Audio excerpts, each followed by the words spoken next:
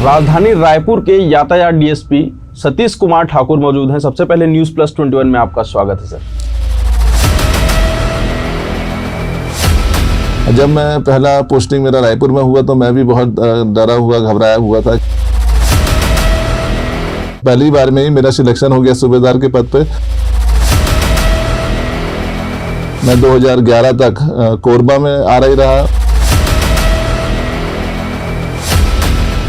24/7 work आप लोग करते हैं? नहीं, निश्चित रूप से पुलिस में जो 24 घंटे हम लोग काम करते हैं और टाइम परिवार के लिए देना बहुत मुश्किल रहता है।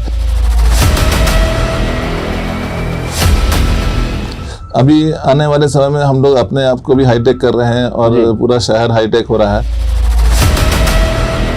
कोई लक्ष्य बनाए हुए हैं, उस लक्ष्य को प्राप्त करने के लिए सफलता के लिए अभ्यास बहुत जरूरी, और अभ्यास के लिए जरूरी है कि मेहनत करें।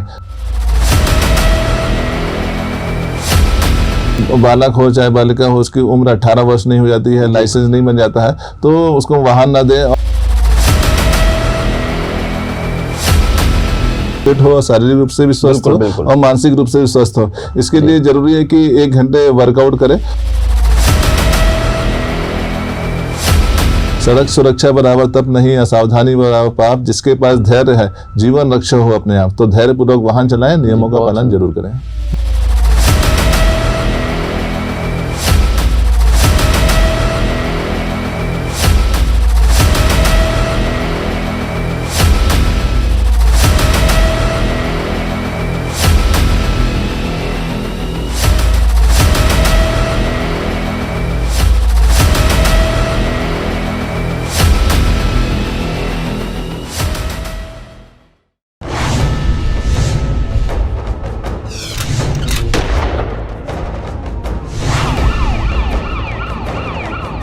नमस्कार, मैं हूं अविनाश चंद्रवंशी और आप देख रहे हैं न्यूज़ प्लस 21 पर सफरनामा। सफरनामा में आज हमारे साथ खास मेहमान राजधानी रायपुर के यातायात डीएसपी सतीश कुमार ठाकुर मौजूद हैं। सबसे पहले न्यूज़ प्लस 21 में आपका स्वागत है सर।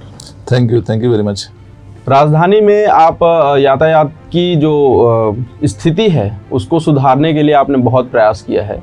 इससे पहले कि चूँकि आप अभी डीएसपी हैं, लेकिन एक नीचे जगह से उठ के आप यहाँ पर पहुँचे हुए हैं। एक छोटा सा जीवन परिचय जो है वो हम आपसे जानना चाहेंगे कि किस परिवेश में आप आगे बढ़े और किस तरह से इस पद पर पहुँचे। मेरी पढ़ाई पूरा हुआ है जब छत्तीसगढ़ और मध्य प्रदेश एक था। मेरे पिताजी सरकारी नौकरी में थे, ऑर्डिनेंस फैक्ट्री जबलपुर में। तो मेरा जो पढ़ाई क्लास 1 से लेकर क्लास 12 तक और कॉलेज जबलपुर में हुआ है। मैं केंद्रीय विद्यालय में पढ़ाई किया, उसके बाद कॉलेज में पढ़ाई किया, जीएस कॉलेज है वहाँ पे। उसके बाद यूनिवर्सिटी है रानी दुर्गावती यूनिवर्सिटी, वहाँ पे बीपीएड किया। और उसके बाद जब एग्जाम हुआ, सब इंस्पेक्टर सूबेदार का एग्जाम हुआ 2000 में, उसमें मैं पहली बार उसमें पार्टिसिपेट किया और मुझे पहली बार में ही मेरा सिलेक्शन हो गया सूबेदार के पद पे। और मैंने उसके बाद ट्रेनिंग किया, सागर पुलिस एकेडमी है, जवाहरलाल नेहरू पुलिस एकेडमी, वहां से ट्रेनिंग करने के बाद फिर मेरी पहली पोस्टिंग बीजापुर में पोस्टिंग हुआ। मैं सूबेदार के पद पे वहां रहा और 8 साल पूरा नक्सली क्षेत्र में रहने के बाद मेरा 2008 में प्रमोशन हुआ। और प्रमोशन के बाद 2008 से मैं 2011 तक कोरबा में आरआई रहा। उसके बाद कवर्धा में रहा 5 साल आरआई। उसके बाद प्रमोशन हुआ 2016 में, तो डीएसपी बना। डीएसपी में 2 साल में दुर्ग जिले में डीएसपी ट्रैफिक रहा। और अभी 2018 से लगातार मैं रायपुर में डीएसपी ट्रैफिक के रूप में काम कर रहा हूँ। आप जब स्कूल के टाइम में थे, क्योंकि आपने उस क्षेत्र में पढ़ाई किया है जहाँ पर उस ज़माने में शिक्षा को उतना महत्व नहीं मिल पाता था या उतनी तवज्जो जो है नहीं मिल पाती थी, नया प्लेटफॉर्म नहीं मिल पाता था। उस समय जब आप पढ़ाई कर रहे थे तो कोई ऐसा संघर्ष जो आपको करना पड़ा कि नहीं मुझे पढ़ने के लिए ये करना होगा, ऐसा कुछ? हाँ, उस समय जब मैं पढ़ाई करता था तो जो मेरे फादर थे वो साइकिल में भी हम लोग को स्कूल लेके जाते थे। और वापस जब स्कूल छूटता था तो साइकिल में मेरे एक बड़ा भाई है, एक छोटी सिस्टर भी है, और हम लोग तीनों इसको साइकिल में लेके जाते थे और साइकिल से ही रोज सवेरे आना जाना लगातार करते थे। और उस समय जो फीस थी वो 5 रुपये हम लोग केंद्रीय विद्यालय की फीस उसको पटाते थे। और उस समय संघर्ष को हमने देखा है और उसके वही हमको मोटिवेट किया। और लगातार मेरा प्रयास यही था कि जब यदि कॉलेज पास हो जाऊंगा और फोर्स की नौकरी ज्वाइन करने का मेरा मकसद था और उस लक्ष्य को बनाया था, उसमें मैं सफल भी हुआ। तो ये स्कूल टाइम से ही ये आप प्लानिंग कर रहे थे कि मुझे फोर्स में जाना है? हाँ, निश्चित रूप से। जो मेरे फ्रेंड सर्कल भी था, जब मैं वहाँ रांची में रहता था तो एक बटालियन थी, 6ठी बटालियन, और जो मेरे दोस्त लोग थे वो 6ठी बटालियन में उनके फादर को मैं देखता था कि यूनिफॉर्म में, तो मुझे भी काफ़ी उत्साह था कि पुलिस में भर्ती हूँ या फिर फोर्स में जाऊँ। और जब 2000 में जब मैं पास आउट हुआ और एग्ज़ाम दिया तो मेरा फर्स्ट बार में ही सिलेक्शन हुआ और उसके बाद मैंने ट्रेनिंग करके ज्वाइन किया। अच्छा, इन सब चीज़ों के बीच में आप, क्योंकि अभी ड्यूटी भी कर रहे हैं, लगातार बहुत हैक्टिक ड्यूटी होती है पुलिस विभाग में, आप सभी को पता है, फिटनेस को लेकर बहुत चर्चित रहते हैं आप। फिटनेस को लेकर बहुत सारे जो वर्कआउट हैं वो आप लगातार करते आते हैं। चूँकि पुलिस की नौकरी जो है 24 घंटे होती है, क्योंकि अपराध होने का कोई समय नहीं होता, इसलिए नौकरी भी जो है 24/7 वर्क आप लोग करते हैं।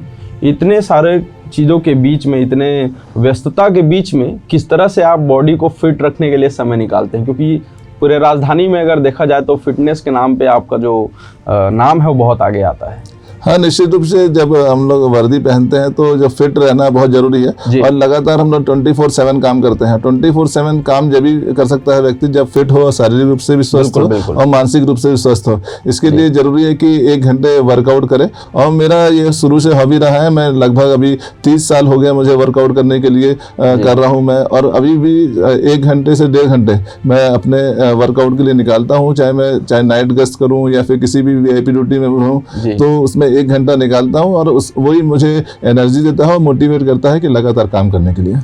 लगातार जो है आप जिस हिसाब से आप जिस जगह से बिलोंग करते हैं, जहां से आपने जैसे आपने अपनी स्कूलिंग की बात बताई, तो उस समय से आप लगातार मेहनत करते आ रहे हैं और उसका नतीजा जो है आप सबके सामने ये तो दिख ही रहा है। एक सवाल जो है आम जनता के मन में ज़रूर आती है कि पुलिस की नौकरी में आराम नहीं है बोलते हैं, बहुत सारे लोग करते हैं। और दूसरा सवाल ये आता है कि लोग सोचते हैं कि नहीं पुलिस बनना है, लेकिन जब बनते हैं तो जज्बा जो है बनने से पहले ही बहुत लोगों का ख़त्म हो जाता है। किस तरह की तैयारियां आपके जो संरचना थी, जो आप प्लानिंग किए थे, वो क्या सोच कर ये किए थे कि मुझे पुलिस में जाना है? क्योंकि फोर्स जो है बहुत ही कठिन नौकरी के तौर पर देखा जाता है उसको। और निश्चित रूप से जो पुलिस में व्यक्ति आता है तो उसके लिए शारीरिक रूप से स्वस्थ होना, उसको मानसिक रूप से और ओवरऑल उसमें क्वालिटी होना जरूरी है। क्योंकि उसमें जो एग्जाम होता है वो फिजिकल पहले होता है, पहले हाइट होता है, चेस्ट होता है, तो उसके लिए आपकी हाइट निर्धारित जो है वो होना चाहिए। उसके बाद वो फिजिकल होता है, तो फिजिकल में हाई जंप हो गया, लॉन्ग जंप हो गया, शॉर्ट पुट, आपका फिजिकल भी मजबूत होना चाहिए। इसके अलावा रिटर्न भी होता है, तो मानसिक रूप से भी स्वस्थ, तो ओवरऑल आपको बैलेंस बना के रखना पड़ता है। तो इसके लिए लगातार हम लोग मेहनत भी करते थे। मेरा शुरू से ही रुचि रहा है कि खेल में, तो मैं शुरू से ही खेल में काफ़ी रुचि होने के कारण मेरा फिजिकल काफ़ी अच्छा था और पढ़ाई भी मैं कर रहा था। तो निश्चित रूप से दोनों में तालमेल बना के चला, जिससे मेरा जो सिलेक्शन हो पाया। अच्छा, एक सवाल ये है कि जैसे कि आज जैसे जो अभी का जो यूथ हैं या जब भी स्कूल के टाइम में रहते हैं, तो कभी कभी हम जब नया बाइक वगैरह कोई भी ड्राइव करना सीखे रहते हैं, कार चलाना सीखे रहते हैं, तो ट्रैफिक पुलिस को देख के डर लगता है कि कहीं पकड़ ना ले। आपके साथ अभी कभी ऐसा हुआ है कि जब आप इस पद पर नहीं आए थे तो लगता था कि नहीं मुझे पकड़ लेंगे तो मैं क्या करूंगा, ऐसा कुछ डर भय आता था कभी मन में? हाँ, जरूर मुझे भी डर भय लगता था। जब मैं स्कूल में पढ़ता था और कॉलेज में गया, तो उस समय जब शुरू में स्कूटर चलाता था तो काफ़ी चेकिंग होती थी रास्ते में। तो उस समय हम लोग रास्ता बदल के दूसरी तरफ चले जाते थे, दूसरे रास्ते से पुलिस चेकिंग कर रही है, तो एक डर भय तो जरूर बना रहता है और पुलिस का डर भय भी होना भी चाहिए। और जिसके कारण लोग नियमों का भी पालन करते हैं। और जो पुलिस का मूल उद्देश्य है सड़क दुर्घटनाओं को रोकना, और उसमें भी चेकिंग जब करती है पुलिस तो लोगों में बना रहता है, लोग उसका पालन भी करते हैं। कहीं ना कहीं आम जनता को जो है कोऑर्डिनेट करना चाहिए इन चीज़ों पर, यातायात को लेकर। निश्चित रूप से जरूर है, प्रत्येक व्यक्ति का ये कर्तव्य है कि वो जो यातायात के नियम बनाए गए हैं उसका पालन करें और अपने साथियों को, अपने पड़ोसियों को, अपने बच्चों को मोटिवेट करें नियमों का पालन करने के लिए। आपने बहुत जगह, बहुत अलग अलग जगहों पर आपकी पोस्टिंग रही और सब जगह का एक अलग एक्सपीरियंस रहा। चूँकि राजधानी रायपुर है तो यहाँ पर जो VIP ड्यूटीज़ हैं वो बहुत ज़्यादा रहते हैं। बड़े बड़े जो राजनेता हैं, जो मंत्रिमंडल के लोग हैं, उनका आवागमन बहुत ज़्यादा रहता है। इस स्थिति में कुछ विशेष दबाव जो है यातायात पे जो देखने को मिलती है, कैसे हैंडल करते हैं आप उनको? हाँ, अभी आज की डेट में मुझको 5वां साल चल रहा है रायपुर में। जब मैं पहला पोस्टिंग मेरा रायपुर में हुआ तो मैं भी बहुत डरा हुआ घबराया हुआ था कि रायपुर जैसे राजधानी में किस प्रकार ड्यूटी की जाएगा, क्योंकि मैं किसी भी ना चौक को जानता था ना किसी भी रोड को जानता था। और जब मैं वहाँ जब 2018 में यहाँ पे आया और उसके बाद मैं सभी चीज़ों को समझा, कितने रोड है, कहाँ किस रोड में जाता है, जय स्तंभ से कौन सा रोड जाता है, किस त्योहार में क्या व्यवस्था रहती है, किस VIP ड्यूटी में, किस जुलूस में, किस धरना में क्या ड्यूटी रखना है। और जो हमारा स्टाफ है उसने भी बहुत कोऑपरेट किया, उनके माध्यम से भी मैंने पूछा तो बहुत सी जानकारी मिली। और आगे बढ़ते बढ़ते ITMS सिस्टम लगा, कैमरे लगे, कैमरे से चालान चालू हुए, तो इस सिस्टम को समझने में काफ़ी समय लगा। उसके बाद आज की डेट में इतना हम लोग जानकार हो चुके हैं कि यदि कोई VIP ड्यूटी है, धरना है, जुलूस है, बड़े आयोजन है, तो वो हमको मौखिक रूप से याद है और हमको उसको आसानी से लगा भी देते हैं। बड़ी से बड़ी ड्यूटी में कहाँ ट्रैफिक डाइवर्ट करना है वो भी जानकारी रहता है, तो ये आज बहुत स्मूथ तरीके से हम लोग कर पाते हैं। पहले बहुत सारा जो कोऑर्डिनेशन है, जो बाकी स्टाफ है ग्राउंड में जो काम करते हैं, जो बहुत यातायात अलग अलग चौक में लगे रहते हैं, पहले वायरलेस के थ्रू बहुत ज़्यादा कोऑर्डिनेशन उसी से ही होता था और अभी भी होता है। लेकिन डिजिटल आने से किस तरह के बदलाव जो है यातायात की स्थिति में देखने को मिल रहे हैं?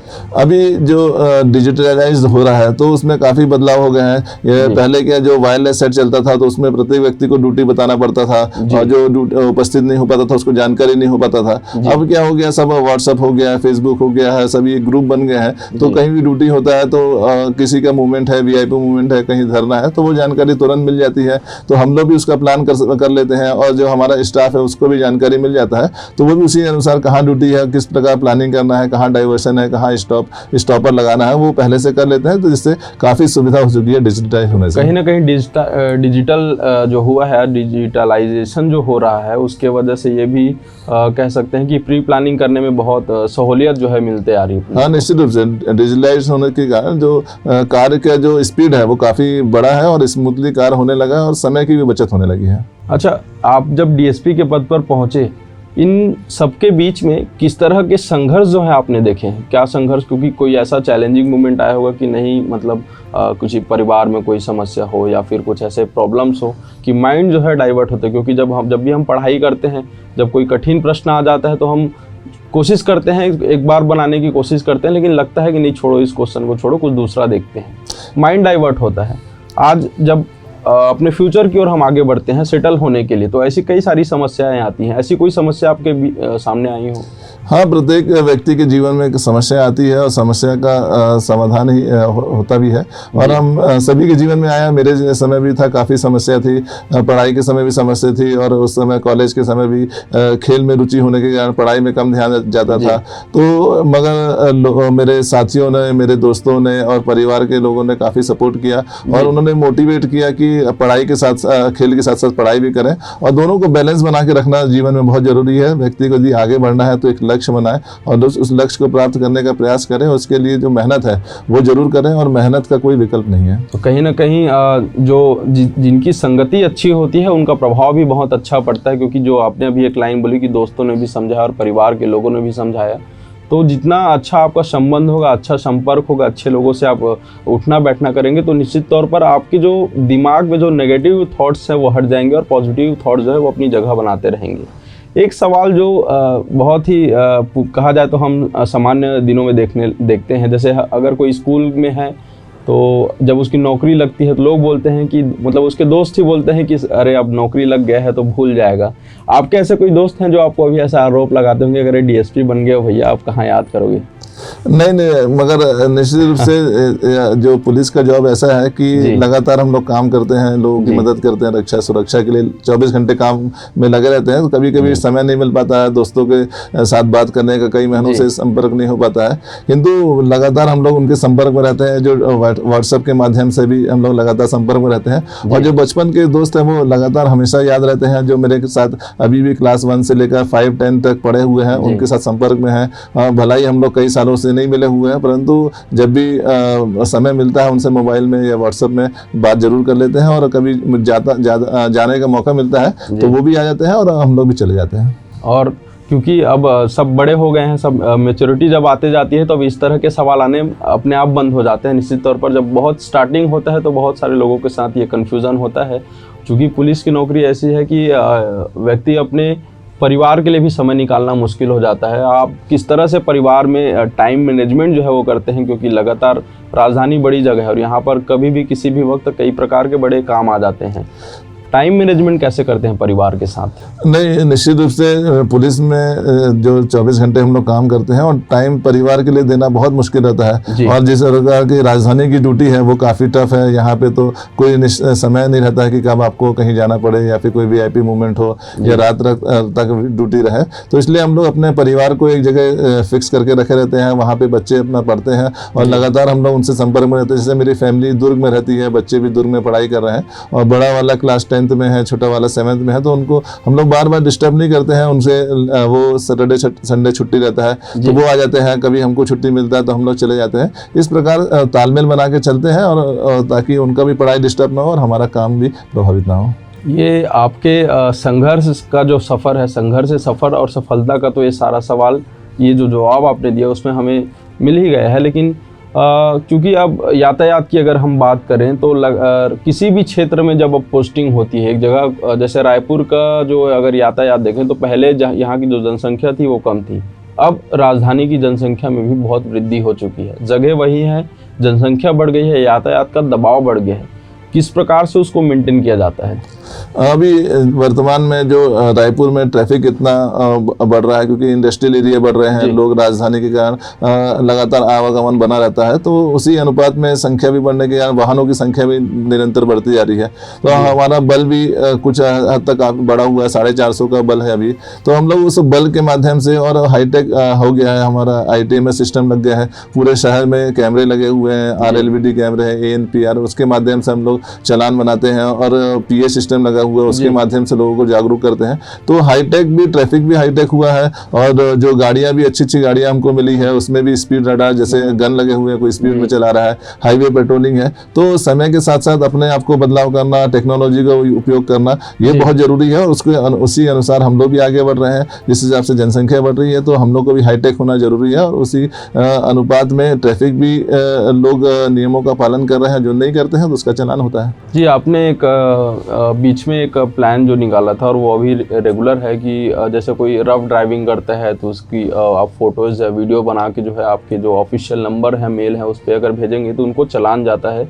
कितना सक्सेसफुल मानते हैं इनको और कितना हेल्पफुल है पुलिस के लिए ये? नहीं, बहुत यातायात पुलिस के लिए बहुत ही लाभदायक है क्योंकि हर जगह कैमरा लगाना संभव नहीं है। जहाँ कैमरे लगते हैं वहाँ चालान होते हैं, किंतु कुछ स्थान ऐसे होते हैं जहाँ पे नो पार्किंग की जगह है, रश ड्राइविंग करते हैं, तो वहाँ पे हमको पब्लिक के माध्यम से भी फोटो मिल जाता है, वीडियो मिल जाता है, या हमारे ट्रैफिक पुलिस नो पार्किंग में गाड़ी खड़ी उसका फुटेज ले लेते हैं और चालान जनरेट कर लेते हैं। और आने वाले जो व्यक्ति है वो भी अपने आप को वो मानता है कि मेरी गलती हो गया, उसका फाइन पटाता है और दोबारा उस गलती को नहीं करता है।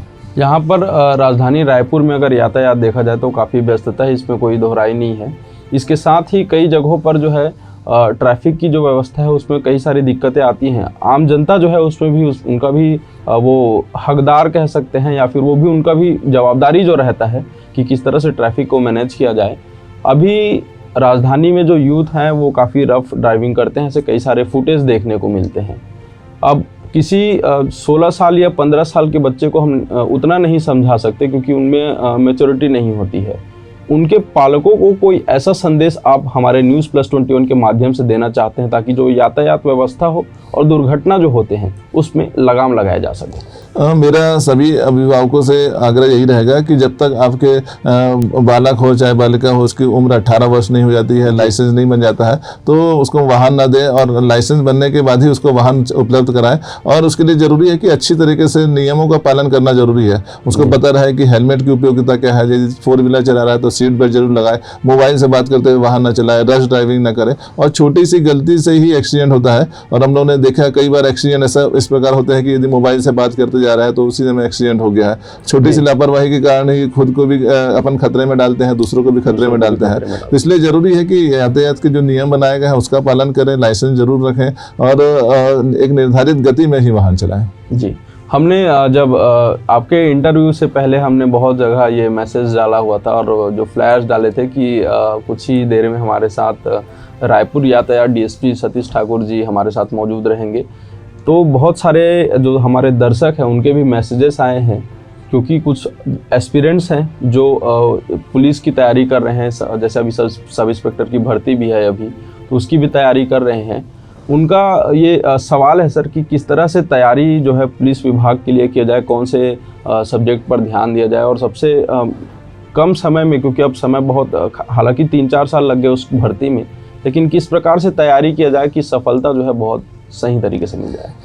देखिए, सफलता के लिए जरूरी है कि आत्मविश्वास होना कि जो हम पढ़ाई कर रहे हैं, जिसको लक्ष्य बनाए हुए हैं, उस लक्ष्य को प्राप्त करने के लिए सफलता के लिए अभ्यास बहुत जरूरी, और अभ्यास के लिए जरूरी है कि मेहनत करें। इसके लिए जरूरी है कि जो जनरल नॉलेज है वो लगातार हम अपना जनरल नॉलेज को बढ़ाएं, चाहे वो छत्तीसगढ़ का जनरल नॉलेज हो, चाहे पूरे देश का, विश्व का, और जो करंट जो जानकारी है उसको हमको अपडेट होना बहुत जरूरी है कि आज देश में क्या हो रहा है, कौन सा खेल के बारे में क्या जानकारी हो रहा है। तो ये सब जब जानकारी को हम रखें, और वो आजकल के जो एग्जाम हो रहे हैं वो उन्हीं प्रश्नों को पूछे जाते हैं, सामान्य जानकारी को प्रश्न पूछे जाते हैं। और इसके अलावा पुलिस में जरूरी है कि हम अपने आप को मजबूत और फिजिकल रूप से मजबूत रखना बहुत जरूरी है, क्योंकि आने वाले समय में यदि आप रिटर्न पास हो जाएंगे तो फिजिकल होगा, हाई जंप हो गया, लॉन्ग जंप हो गया, शॉर्ट पुट हो गया, तो उसमें वही व्यक्ति पास हो पाएगा जो लगातार मेहनत कर रहा है। इसके लिए जरूरी है कि सवेरे उठें, उसको आप सवेरे रनिंग करें, हाई जंप करें, शॉर्ट पुट फेंकें, और अपने आप को फिजिकली रूप से मजबूत रखेंगे तो निश्चित रूप से आपका चयन जरूर होगा। तो कहीं ना कहीं आपके माध्यम से जो ये संदेश मिल रहा है, ये कह रहा है कि अगर आपको किसी भी फोर्स में जाना है, चाहे वो यातायात पुलिस हो या फिर वो सामान्य पुलिस हो या कोई भी रैंक के अधिकारी हो पुलिस विभाग के, तो सबसे पहला चीज़ है कि आपको फिजिकली और मेंटली दोनों हिसाब से प्रिपेयर रहना होगा। और कई भी जो सरकारी नौकरियां होती हैं उसमें हो सकता है कि आप सिर्फ पढ़ के आप उस पद पर पहुंच सकते हैं, लेकिन अगर आपको पुलिस विभाग में जाना है, क्योंकि ड्यूटी का कोई समय नहीं होता है, और जब तक आपका शरीर फिट नहीं होगा आप ठीक से काम नहीं कर पाएंगे, और काम में बहुत सारी बाधाएं जो है आपको देखने को मिलेगी और आप खुद भी परेशान रहेंगे। तो मेंटली और फिजिकली मजबूत होना बहुत ज़्यादा ज़रूरी है। इसके साथ ही आज आपने बहुत सारे सवालों का जवाब दिया, और एक अच्छा मैसेज जो है राजधानी रायपुर और पूरे प्रदेश के लोग जो हैं, जो इस दर्शक हैं जो हमारे, उनको आप दे रहे हैं। और इस प्रकार से जो है एक अच्छा मुहिम जो आपने चलाया उस पर भी चर्चा हो गई, आपने स्कूलिंग कैसे किया उस पर भी चर्चा हो गई। आखिरी जो संदेश है राजधानी रायपुर में और आने वाले समय में रायपुर में यातायात पुलिसिंग में क्या कुछ नया और बड़ा देखने को मिल सकता है? अभी आने वाले समय में हम लोग अपने आप को भी हाईटेक कर रहे हैं, और पूरा शहर हाईटेक हो रहा है, और जो चालान भी बना रहे हैं वो भी हाईटेक हो रहे हैं, किंतु इसके लिए लोगों को जागरूक होना और नियमों का पालन करना बहुत जरूरी है। तो जो समय पर नियम बनाए गए हैं, तो इसलिए जो उसका पालन जरूर करें। जी, आप हाईवे में चल रहे हैं तो सीट बेल्ट जरूर लगाएं, मोटरसाइकिल में चल रहे हैं तो हेलमेट जरूर पहने, शराब पी के वाहन ना चलाएं। और अभी जो माननीय सुप्रीम कोर्ट की गाइडलाइन आया है कि यदि कोई व्यक्ति सिग्नल जंप करता है, शराब पी के वाहन चलाता है, तो उसका लाइसेंस भी निलंबन का प्रावधान है। और इससे अच्छा महत्वपूर्ण जरूरी है कि यदि कोई सड़क दुर्घटना होता है तो एक नया कानून बना है, गुड सैमरिटन। तो यदि आप घायल व्यक्ति की मदद करते हैं, उसको समय पर हॉस्पिटल पहुंचाते हैं, उसकी जान बचती है, तो ये इससे एक पुण्य का काम है। और उसमें ना कि आपको किसी प्रकार का थाने में जाने की जरूरत है, ना आपका बयान होगा, ना कोर्ट में जाने की जरूरत है, और ना आपको बुलाया जाएगा कहीं पे। तो आप घायल व्यक्ति की मदद जरूर करें। और एक गोल्डन पीरियड होता है, यदि उसको आप गोल्डन पीरियड में हॉस्पिटल पहुंचाते हैं, 112 बुला के या फिर 108 बुला के एम्बुलेंस के माध्यम से हॉस्पिटल पहुंचाते हैं, तो उसकी जान बचती है। तो ये बहुत अच्छा काम है। ये बहुत बहुत धन्यवाद इस महत्वपूर्ण जानकारी के लिए, क्योंकि कई जगहों पर हमने देखा है कि सड़क पर दुर्घटना होते हैं, लोग फोटोज़ वीडियोस तो बनाते हैं, लेकिन सही व्यक्ति को उस समय इन्फॉर्म नहीं कर पाते, जिसकी वजह से किसी की जान चली जाती है या फिर कोई और भी छोटे से जगह से मतलब गंभीर अवस्था में जो है पहुंच जाता है। तो ये एक बड़ा अच्छा प्लानिंग है गवर्नमेंट का, और इसको पूरा सपोर्ट करना चाहिए आम जनता को। इसको लेकर सर जागरूकता भी होना बहुत ज़रूरी है, क्योंकि बहुत सारे जो लोग हैं इस महत्वपूर्ण जानकारी को नहीं जान पाते हैं। जागरूकता के लिए भी कोई प्लानिंग है आपके? हाँ, लगातार हम लोग अलग अलग स्कूलों में, कॉलेजों में, गाँव में भी ट्रैफिक चौपाल लगा के अलग अलग माध्यमों से लोगों को जानकारी देते हैं। प्रिंट इलेक्ट्रॉनिक मीडियम से भी जानकारी मिलता रहता है। तो इसको जानकारी प्रत्येक व्यक्ति को होना जरूरी है कि यदि सड़क दुर्घटना दुर्घटना में कोई घायल होता है उसकी मदद करें, हाईवे पेट्रोलिंग को बुलाएं, संबंधित थाने को बुलाएं और उसको एक गोल्डन पीरियड में यदि हॉस्पिटल पहुंचता है और उसकी जान बचती है तो ये न केवल एक मानवता के लिए और खुद को एक संतुष्टि मिलता है। तो हम लोग भी लगातार प्रयास करते हैं कि जो सड़क दुर्घटना को किस प्रकार कमी लाई जा सके और जो ब्लैक स्पॉट है उसमें भी सुधारने का हम लोग लगातार प्रयास कर रहे हैं, चाहे NH के माध्यम से, NHAI के माध्यम से, नगर निगम के माध्यम से जो सड़क दुर्घटना को किस प्रकार रोका जा सके। परंतु जरूर इसके लिए जरूरी है कि सड़क सुरक्षा बराबर तप नहीं, असावधानी बराबर पाप, जिसके पास धैर्य है जीवन रक्षा हो अपने आप। तो धैर्यपूर्वक वाहन चलाएं, नियमों का पालन जरूर करें। जी, इस तमाम आपने जो जानकारी दी उसके लिए आपका बहुत बहुत धन्यवाद। और News+21 के चैनल पे आप आए हैं, बहुत सारे दर्शक हैं जो आपको देख रहे हैं और इस वीडियो के माध्यम से आपने यातायात की हर परिभाषा को जनता तक पहुंचाने की कोशिश की। इसके लिए बहुत बहुत धन्यवाद। देखते रहें News+21, आपके हक की बात।